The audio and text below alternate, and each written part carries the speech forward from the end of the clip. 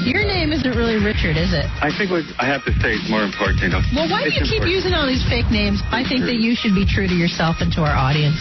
Glenn from Plains. Glenn from Plains, welcome to WILK. That's not my real name either. I'm serious, guys. I'm serious. I'm absolutely serious. Call Sue now at 883-0098 or 1-800-437-0098. Now, from the Entercom studios in Pittston Township, here's Sue Henry on WILK.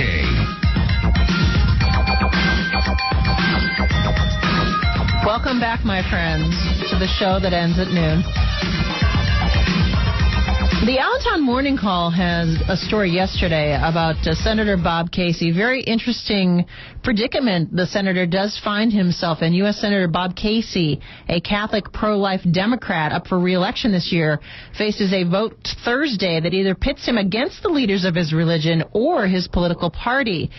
The Senate is poised to vote on a politically charged amendment that, if passed, would allow employers and their health insurers to opt out of federal mandates that conflict with their moral or religious beliefs. The measure's aim is to repeal a rule by the Obama administration requiring all employers, including religiously affiliated organizations, to provide contraceptive coverage in their employee health care plans. The move infuriated many Republican politicians who accused the White House of encroaching on religious freedom. To temper the fury, Obama offered an accommodation. Under it, institutions need not pay for their employers' contraceptive services, but the institution's insurance companies would have to offer the coverage directly. It is a politically divisive issue that triggered passionate rhetoric on the presidential campaign trail and became a target for Republicans on Capitol Hill. For Bob Casey, this is dicey. Catholic leaders loudly denounced the initial ruling and then Obama's modification. Pennsylvania has one of the largest Catholic populations in the country, and Casey is one of only 3 Democrats in the Senate who is pro-life. As far as it can be ascertained, his decision is not yet known. Steve Welsh would like to be in the United States Senate. He's on with us on WILK right now. He's running for election right now on the Republican ticket. Hi, Steve. Hey, Sue. Thanks for having me back. Sure. It's great to have you back. And I'm wondering what kind of feedback you're getting on the trail and what is your own personal belief on this situation? Sure. Well, for 3 weeks now, we've been urging Senator Casey to support something, legislation that would repeal this clearly violation of what I would say is economic freedom and religious freedom. So I'm not quite sure why this is a tough call for him. It clearly is. But this is a bill that has bipartisan support. Pat Toomey is one of the co-sponsors. But I think what it does expose is who Bob Casey really is and where he stands on the political spectrum. Both Club for Growth and Heritage have recently come out with ratings that have rated him the most liberal senator in the entire United States Senate. And the fact that he can't figure out where he is on this bill kind of demonstrates that a little further. I mean, it is clear that Obamacare is a massive takeover of our healthcare system. I think what's exciting for us is this issue has brought to life what Obamacare really is, which is a one-size-fits-all, top-down. Washington's going to tell insurance companies, Washington's going to tell religious organizations, Washington's going to tell companies what has to be offered in their insurance plans, and that is the complete opposite direction that we need to be going as a society. We need to empower the marketplace to work, to allow different companies to put different plans together, and that's the way you're going to get different options, which will drive down costs and increase quality. But Bob Casey just doesn't believe that. He believes in a top-down approach to Washington and everything.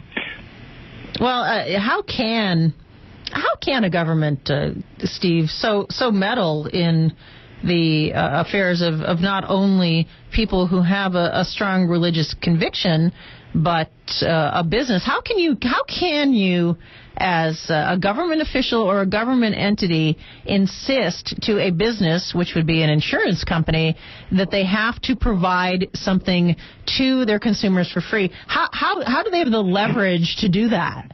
It kind of defies the laws of logic, and that's why I think this compromise that Obama presented, Americans get this. This is nothing but political rhetoric. This is still forcing, organizations to provide something that they think is morally objectionable. To suggest that an insurance company has to provide it for free is just nonsense. I mean, it's almost as if Obama and Casey don't understand how the world works.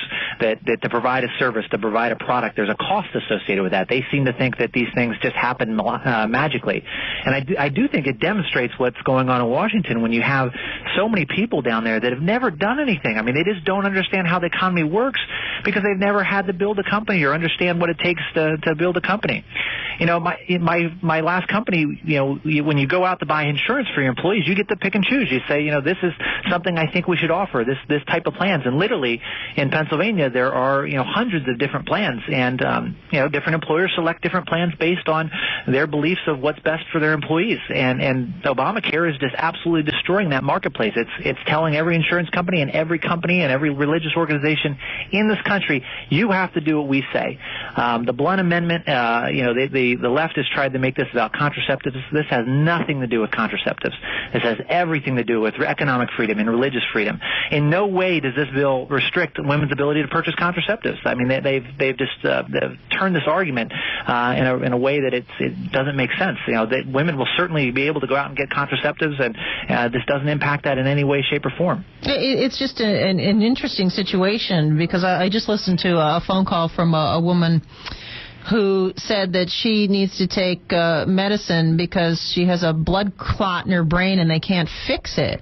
She has to pay a copay for a medication that is saving her life, basically. Now, contraception seems to be something that is somewhat arbitrary and optional. I mean, there are ways around this, and as you said, it's not like contraception is not available in every place in the world, from supermarkets to drugstores to convenience stores, whatever.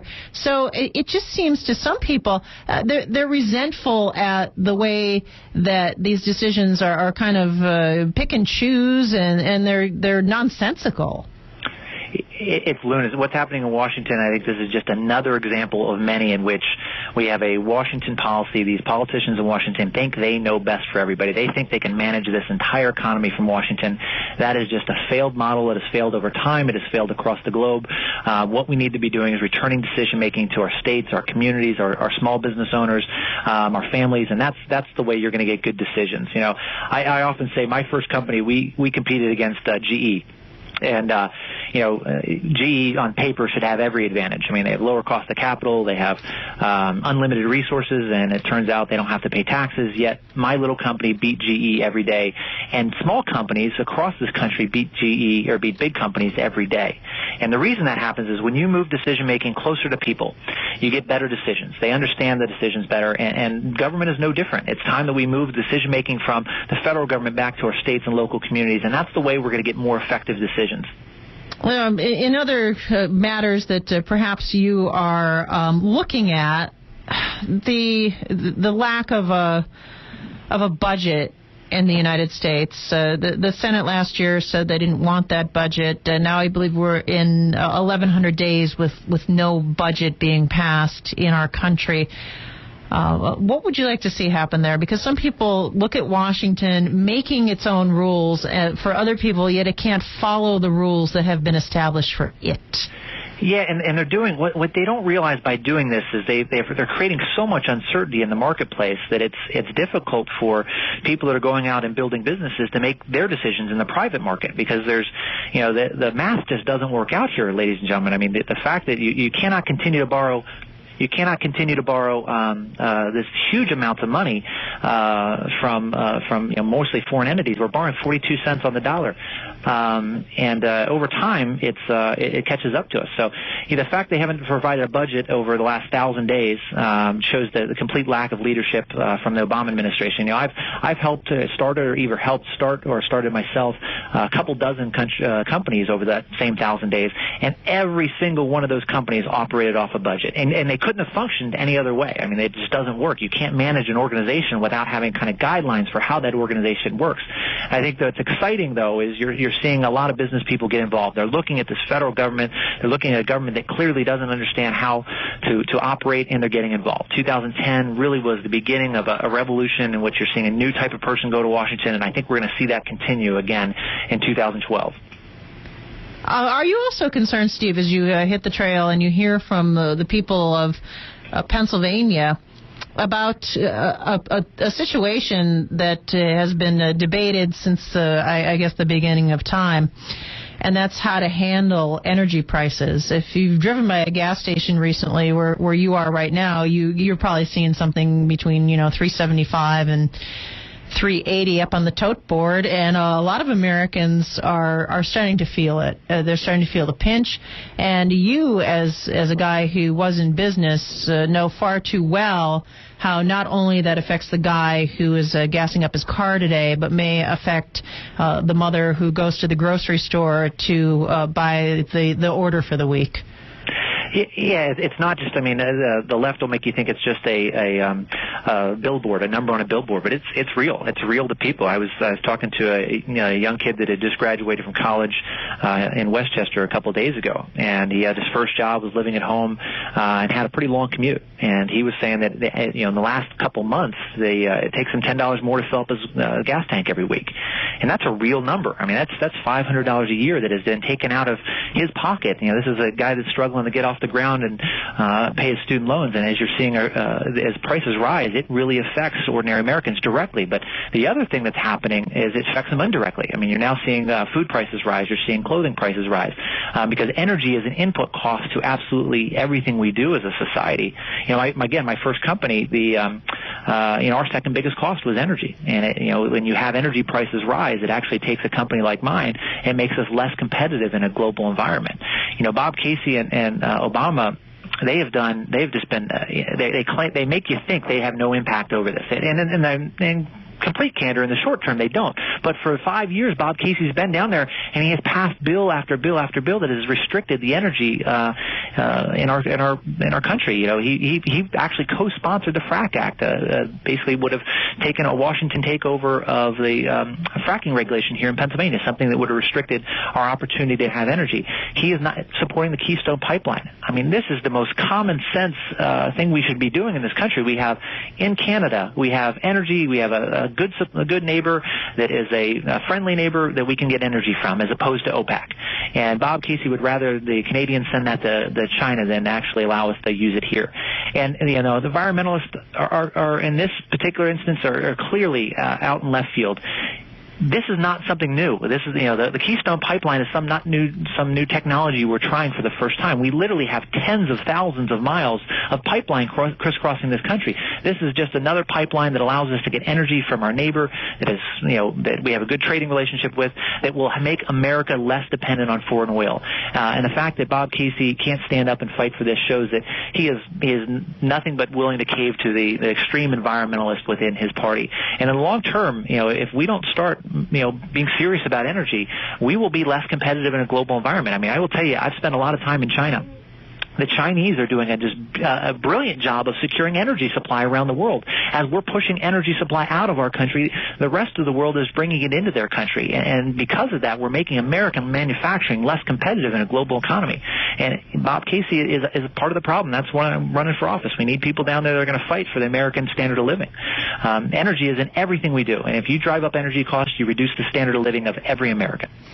Before I let you go, Steve, I've been, of course, reading the internet like all Americans every day, cover to cover, and there are two notions about you that are floating around that may trouble Republican voters. Is it true you voted for Barack Obama? No, I voted for John McCain in the general election. I've been a lifetime Republican. I will tell you, in 2005, we had the presidency, we had the House, we had the Senate. I think as a party we failed miserably. We blew up the size of government. I switched my registration purely as a protest at that time. Felt like there was nobody that was fighting for smaller government at the time. Got involved really in politics for the first time a couple days after the stimulus package was voted on. Really got involved in politics for the first time. So those stories that are out there are misleading at best. Never supported Obama in any way, shape, or form. I was registered in the primary of 2008 as a D, and voted for what I thought was the lesser of two evils at the time. Okay, so when you voted for the lesser of two evils at the time, which one was it? It was Obama. Okay, so you did vote for Barack Obama at one point. In the primary of 2008, I voted against Hillary Clinton. I am looking back, like probably most Democrats at this point. That was the wrong choice. But at the time, I will tell you, Clinton, you saw somebody that had already tried to push national takeover of healthcare when she was the first lady. If she was going to do it as the first lady, what was she going to do as the president? And I also don't believe in this political hierarchy of, having, we don't have dynasties in this country. We're of the government of the people, not of a continuous monarchy. And I don't like the idea of Clinton and Clinton running. I gotcha. I got it, Steve. So thanks for joining our show today on WILK. We certainly wish you the best in your run for United States Senate. Great. Thanks, Sue. No probs. It's 11:21 at WILK. We have to get all the questions.